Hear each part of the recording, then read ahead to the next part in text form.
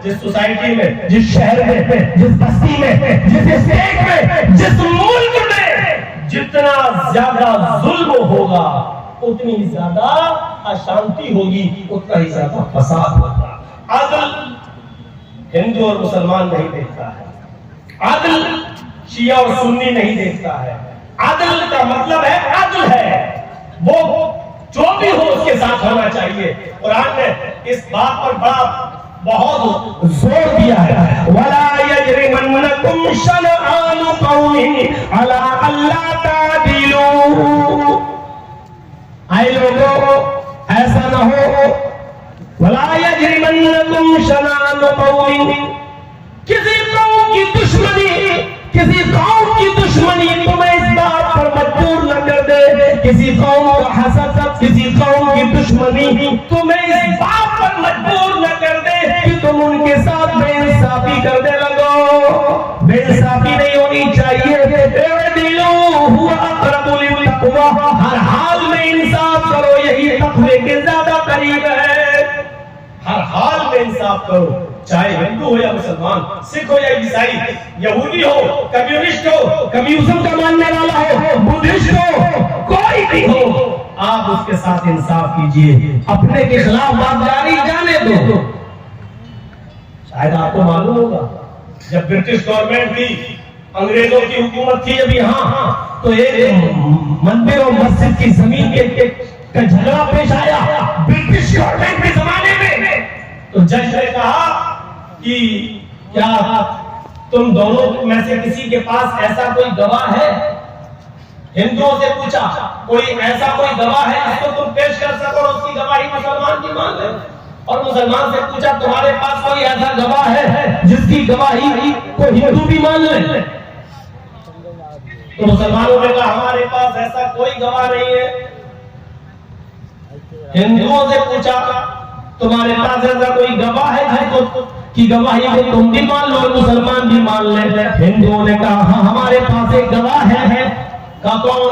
उन्होंने एक मुसलमान बुजुर्ग का नाम लिया कि वो फला गांव का रहने वाला एक बुजुर्ग मुसलमान आदमी है। अगर वो कोर्ट में आकर, आपकी अदालत में आकर गवाही दे दे तो उसकी गवाही को हम मान लेंगे, क्योंकि मैं जानता हूँ इस मस्जिद और मंदिर की जमीन के मामले में वो गवाह था। ब्रिटिश गवर्नमेंट के जज ने कहा, उस मुसलमान बुजुर्ग को बुला कर लाओ। कहा क्यों नहीं आएंगे? कहा क्यों नहीं आएंगे? कहा उन्होंने कसम खाई है कि जब तक अंग्रेज जिंदा रहेगा मैं किसी अंग्रेज का चेहरा नहीं देखूंगा। आप तो अंग्रेजों के जज हैं, वो आपका चेहरा नहीं देखना चाहते। ब्रिटिश गवर्नमेंट के कोर्ट के जज ने कहा, ठीक है, उनकी शर्त मानी जाएगी, पर्दा डाल दो, हमारा चेहरा वो न देखें, लेकिन गवाही दे दें, क्योंकि इस मामले में उन्हीं की गवाही पर फैसला होगा और मैं चेहरा घुमा लूंगा, उनको मैं भी नहीं देखूंगा, तो हमें न देखे, लेकिन वो आए और गवाही दे दें। जब उस बुजुर्ग को ये बात बताई गई और उस बुजुर्ग ने कहा, ठीक है, अगर ऐसी बात है, ब्रिटिश गवर्नमेंट का कायम किया हुआ जज, नियुक्त किया हुआ जज अगर चेहरा घुमा लेता है और पर्दा डाल दिया जाता है और मेरी नजर उसके चेहरे पर नहीं पड़ती है, अगर मैं उसको नहीं देख पाता हूँ तो मैं गवाही देने के लिए तैयार हूँ। उस मुसलमान बुजुर्ग को लाया गया, उस मुसलमान बुजुर्ग को कोर्ट के कटघरे में खड़ा कर दिया गया, जज को छिपा दिया गया, चेहरे पे पर्दा डाल दिया गया।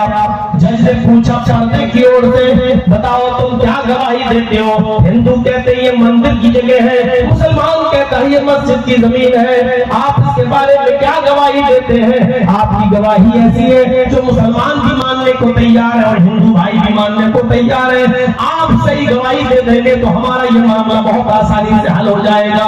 उस मुसलमान बुजुर्ग ने कोर्ट के अंदर चीखते हुए कहा, जज साहब, मुझे आप और आपके चेहरे से, आपकी हुकूमत से नफरत है जो जिंदगी भर रहेगी, लेकिन बात अदल की आ रही है, इंसाफ की आ रही है, तो मैं बताने आया हूँ, इससे हिंदू और मुसलमान दोनों का झगड़ा रुक जाएगा और वो गवाही मेरी है। और मैं गवाह हूँ इस बात पर कि जिस जमीन पर मुसलमान अपना दावा कर रहे हैं, इस दावे में मुसलमान झूठे हैं। ये जमीन हिंदुओं की है और ये मंदिर के लिए खरीदी गई है। इस जमीन के असली मालिक हिंदू है। मुसलमान खामखा फितना फैला रहे हैं और मुसलमान खामखा झगड़ा खड़ा कर रहे हैं, फितना फसाद बर्पा करना चाहते हैं। इस जमीन का मुसलमानों से कोई ताल्लुक नहीं है। अच्छा साहब, मैंने गवाही दे दी, अब मैं जा रहा हूँ, ये कहकर वो बुजुर्ग चला गया। बुजुर्ग तो चला गया, बज़ाहिर मुसलमानों की बेइज्जती तो हुई कि उन्होंने झूठा दावा किया, लेकिन इस बुजुर्ग की गवाही के बाद उस रोड के अंदर बहुत से हिंदू ऐसे थे जो उस बुजुर्ग का चेहरा देखते जा रहे थे और कहते जा रहे थे, बुजुर्ग जिस मजहब ने तुम्हें सच बोलने पर मजबूर किया है, तुम्हारी गवाही के बाद उस मजहब से मैं भी अपना रिश्ता जोड़ने को तैयार हूँ। जिस मजहब ने तुम्हें किसी की परवाह न करने की हिम्मत दी है, उसी मजहब से मैं भी अपना रिश्ता जोड़ना चाहता हूँ। उसी कोर्ट के अंदर, उसी ब्रिटिश गवर्नमेंट के उस जज के सामने बहुत से हिंदुओं ने कलमा पढ़ा, अशहदु अल्ला इलाहा इल्लल्लाह व अशहदु अन्ना मुहम्मदन अब्दुहु व रसूलुहु। ये कलमा पढ़कर वो इस्लाम लाए। मेरे प्यारे साथियों, अदल कायम कर दो, न्याय कायम कर दो, अमन पैदा हो जाएगा। आज हमारे मुल्क के अंदर जो बदअमनी फैली हुई है, जो अशांति फैली हुई है, उसकी असल वजह यह है कि हमारे मुल्क के अंदर न्याय नहीं हो रहा है, हमारे मुल्क में इंसाफ नहीं हो रहा है। किसी भी मामले में देख लीजिए आप, कहां चला गया इंसाफ। कोई ट्रेन के अंदर चढ़ा जा रहा है, जिनको सिविल लोगों की हिफाजत के लिए तैनात किया जाता है, वो ट्रेन के अंदर घुस जाता है और ट्रेन के अंदर घुसकर एक एक गाड़ी वाले को मुसलमान समझकर पहचान कर उसको गोली से मार देता है और वो अपने आप को पक्का हिंदुवादी कहलाता है। दोनों का नाम लेता है। कभी किसी को पकड़कर बांध दिया जाता है और जय श्री राम के नारे लगाकर लिंचिंग कर दी जाती है, डंडों से मार मार के उसको मार दिया जाता है और इस पर एक हक भी नहीं बोला जाता।